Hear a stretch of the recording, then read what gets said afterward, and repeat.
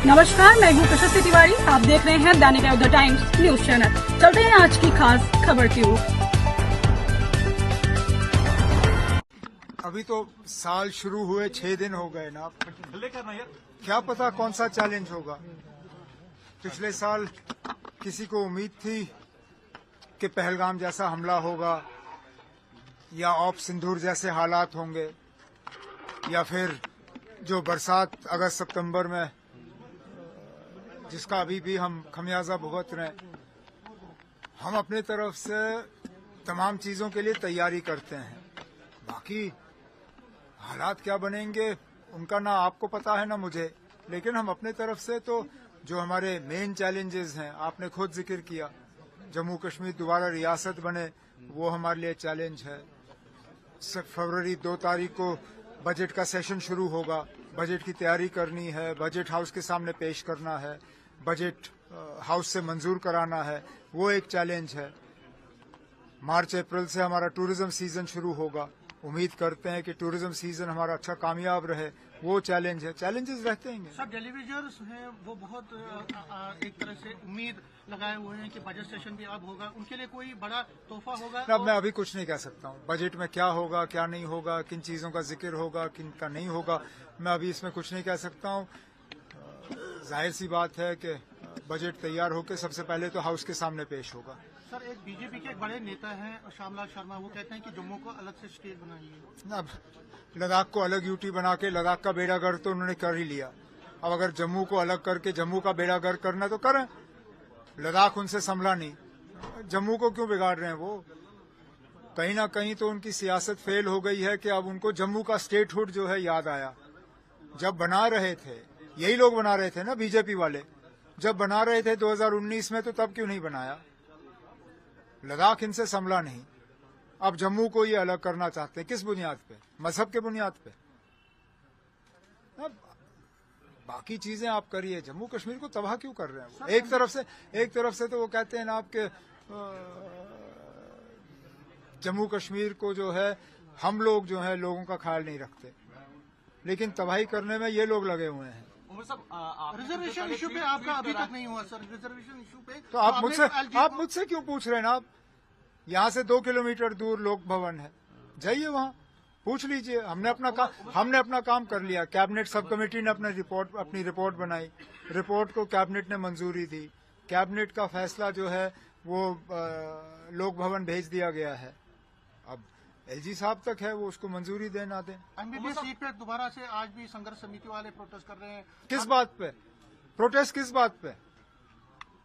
उन बच्चों ने मेहनत करके सीट हासिल की, किसी का एहसान नहीं था उन पे, ना मेरा ना यूनिवर्सिटी का। उन्होंने इम्तिहान में जो है पास होके सीट हासिल की। अब अगर आप नहीं चाहते हो उनको वहां देना, उनको कहीं और एडजस्ट करिए, वो किसी के एहसान पे नहीं आए। और वैसे भी मुझे लगता है आज वो बच्चे वहां पढ़ना भी नहीं चाहेंगे।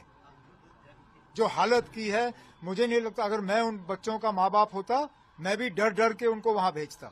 मैं तो कहता हूं ना भेजें उनको, मेहरबानी करके government of India, ministry of health जो है, इन बच्चों का हमारे किसी और मेडिकल कॉलेज में इंतजाम करिए, हम उन बच्चों को वहां पढ़ाएंगे। हम नहीं पढ़ाना चाहते उनको जहां पे इतनी सियासत की जा रही है। बंद करिए उस मेडिकल कॉलेज को, वो मेडिकल कॉलेज खोलने के लायक ही नहीं है, उसको बंद करिए।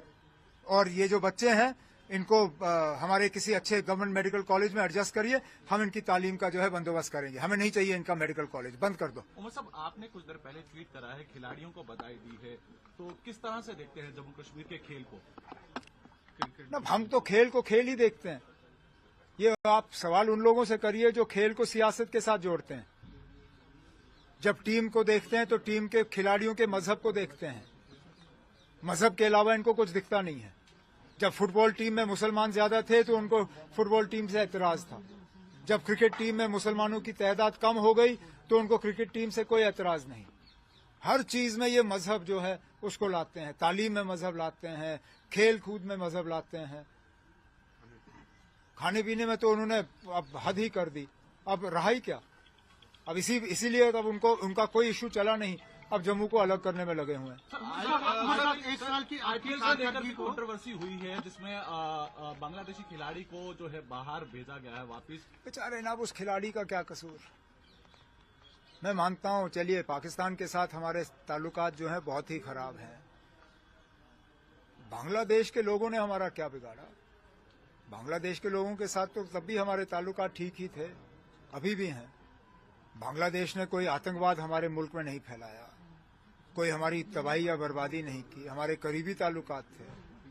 अब उस एक खिलाड़ी को जो है उसको निकाल दिया, उससे वर्ल्ड कप पे असर पड़ रहा है। अब बांग्लादेश वाले कहते हैं वो हिंदुस्तान आके खेलेंगे ही नहीं, कहते हैं उनके मैच जो है कहीं और फिक्स किए जाए, जो T20 वर्ल्ड कप होने जा रहा है।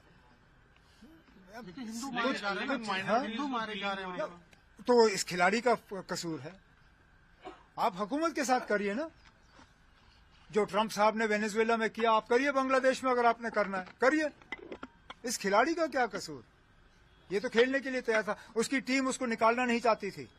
पढ़िए उनका स्टेटमेंट, उनको मजबूर किया गया था, उन्हें मजबूरन इस बेचारे को जो है वापस भेजना पड़ा। ना ये खिलाड़ी जाना चाहता था, ना इसको टीम वाले भेजना चाहते थे, ऊपर से दबाव आया और निकाल दिया इसको। किस लिए?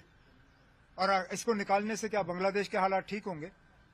क्या हमारे रिश्ते उस मुल्क के साथ ठीक होंगे? नहीं होंगे, उल्टा और बिगड़ जाएंगे। तो फिर क्या बदला? Sir Trump